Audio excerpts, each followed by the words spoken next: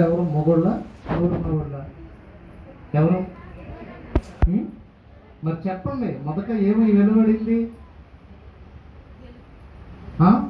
చెప్పండి గట్టిగా. వెలుగు. వెలుగు.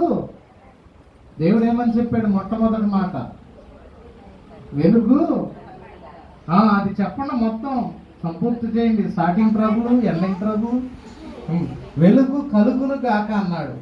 మొట్టమొదట ఏ వెలువడింది? దేవుని వాక్కు. దేవుని వాక్కు సృష్టి క్రమంలో మొదట దేవుని వాక్కు వచ్చింది. ఆ వాక్య వెలుగు కలుగును గాక అని చెప్పింది. ఆ వెలుగు కలుగును గాక అన్న ఆ వాక్యముగా మన భూమి మీద కనిపిస్తుంది.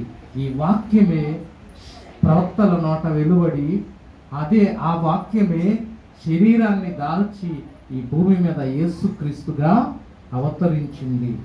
ఎందుకు? మన పాపాలు పరిహరించడం కొరకు.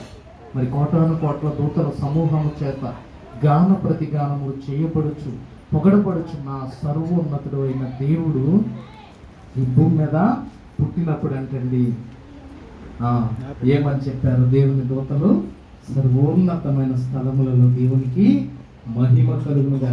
ఆయన సర్వోన్నతమైన స్థలాన్ని నుంచి భూమి మీదకి వచ్చాడు, కానీ ఆయన ఎక్కడ మహిమపరిచారు? సర్వోన్నతమైన స్థలం